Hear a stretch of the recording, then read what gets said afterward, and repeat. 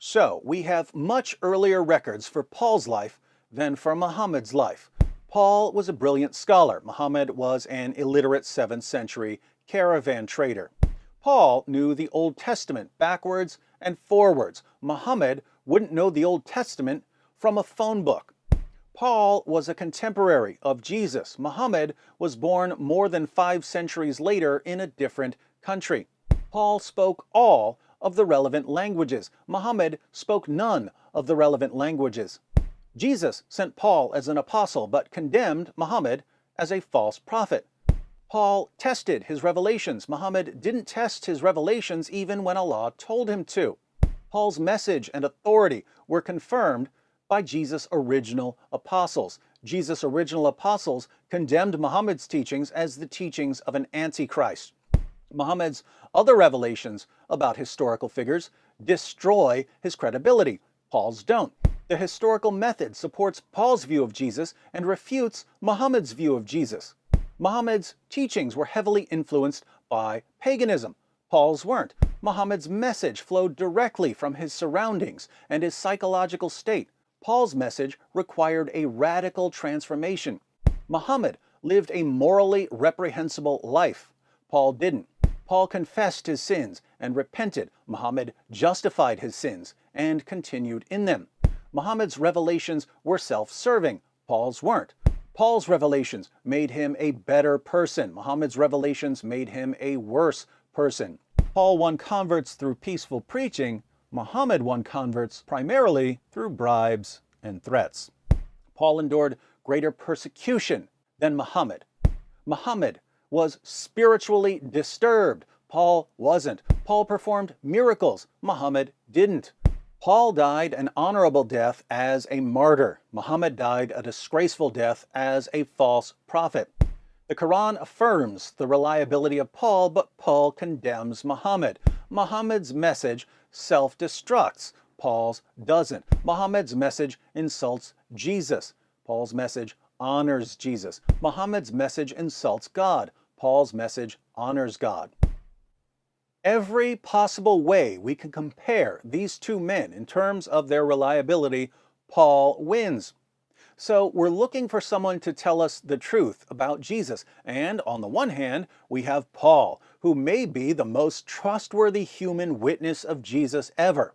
Other people might be more reliable in particular ways, but when we look at the entire collection of features that make Paul a reliable witness, scholarly training, knowledge of the Old Testament and of various languages, a desire to test his revelations, confirmation by Jesus and his original followers, impenetrable moral fiber, miracles, power over demons, patient endurance in the face of persecution, even to the point of martyrdom. Who's more reliable than the Apostle Paul? Are you starting to understand why Jesus chose Paul as an apostle?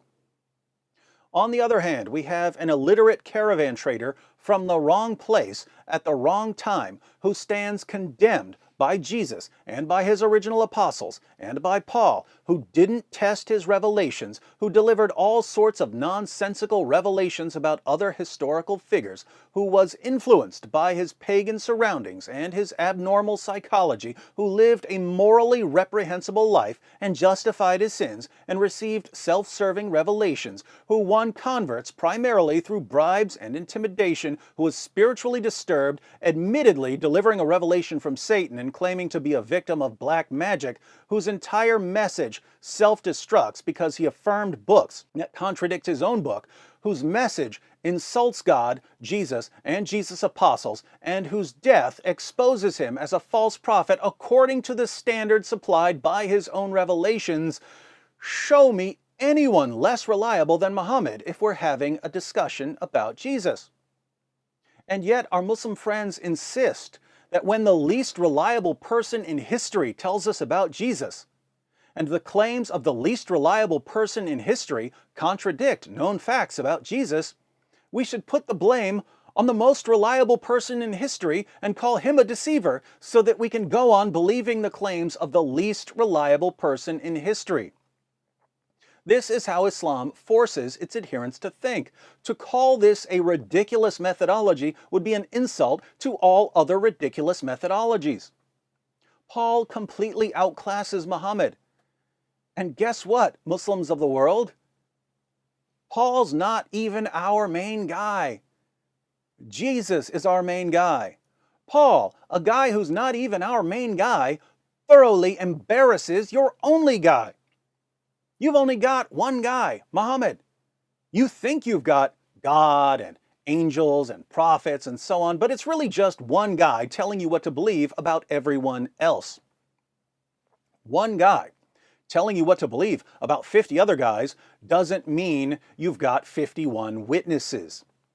It's still just one guy. In Christianity, we don't have to base our beliefs on a single witness. The prophets who came before Jesus confirmed his message. Jesus' disciples confirmed his message. The Father confirmed his message. The Holy Spirit confirmed his message. Angels confirmed his message. We have a cloud of witnesses affirming our beliefs even without Paul.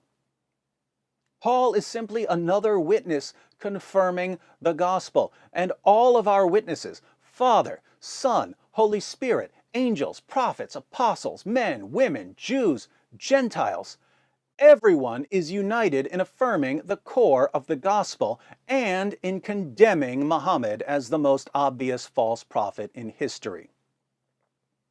But when Christians follow the example of the Apostle Paul, and we show you how many lies you've believed because it never occurred to you to question what your leaders and your parents told you, you get angry at us. You don't get angry at them for filling your heads with nonsense. You get angry at us. And to that I reply, in the words of the Apostle Paul, have I now become your enemy by telling you the truth?